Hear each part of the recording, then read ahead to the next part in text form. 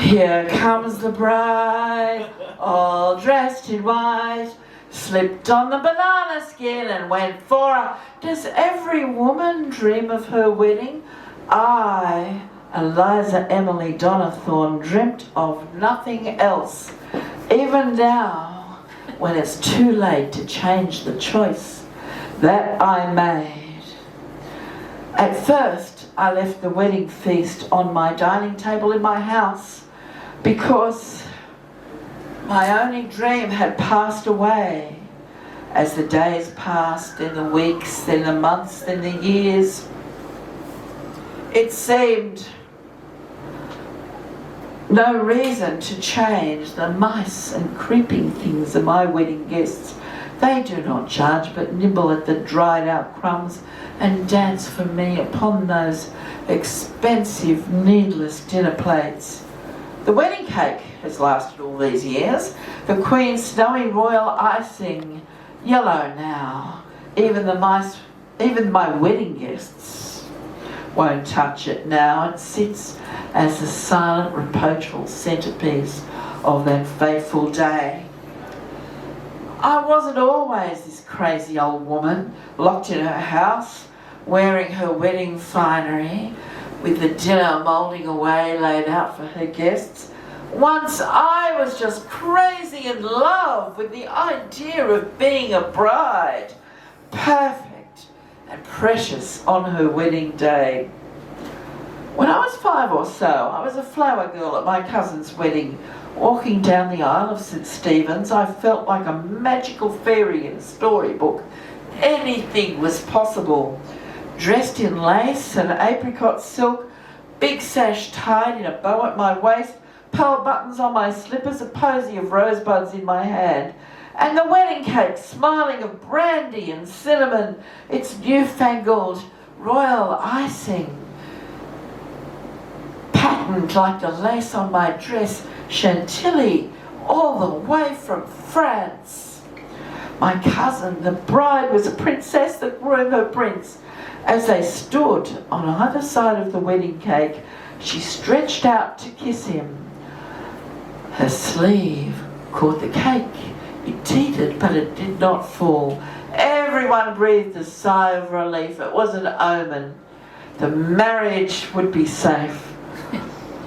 Their love was strong. That night, I put a piece of wedding cake under my pillow to dream of the man I would marry one day. He came to me out of the shadows of dream, a dark stranger with a face like the dark side of the moon. That's what I remember now, the cold moon shining on his face, shining on my tomb. I waited years to find him. The other girls married, the invitation stopped as I passed the marrying age. Old maid, they whispered, spinster. No second best for me, it would be the one I dreamed of or nothing. Finally I found him, a clerk in my father's office, a decade younger than me, penniless, but his eyes shone like stars when I looked at him. My father objected. The clerk was too young, he said, too poor, a fortune hunter. But if he wanted grandchildren, I had to marry someone before it was too late. So the banns were issued, the invitations sent, the wedding feast prepared. This would be the grandest wedding Newtown had ever seen. Every detail perfect. The cake made of cinnamon, sugar and fruit. The pattern nicely matching the lace on my wedding gown. Finally, the grand day arrived. The vicar, the guests, the street urchins, all eyes on me. As I swept so proud in my cloud of lace down our stairs. A little while longer and finally I would know the secrets of the marriage night. He was not there. We waited and waited. He did not come. First the gentle jokes, it's a bride that should be late. Then the tapping of fingers, the anxious looks, the nervous titters.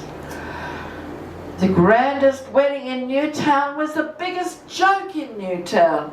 The urchins would ape me behind my back. The shopkeepers would avert their eyes as I walked past. The questions: was there ever really a bridegroom? Was he just a phantom of my spinster's imagination? Why did he run from the opportunity to marry Fortune's daughter? Am I so hideous that even the lure of gold could not bind him to me? No matter the answers to those questions, no matter the damage done, I retreated from the looks and whispers, the scorn and pity, to the safety of my house. My birds, my dogs and cat, my books, all the things that would never leave me, always stay with me, always love with me. My dear Sarah, the only friend left to me, took care of the house, the shopping, the victor, the doctor, the lawyer. My only visitors, they at least pretended to be nice to me. And now my wedding dress becomes my shroud as I'm laid out at last, but not to rest.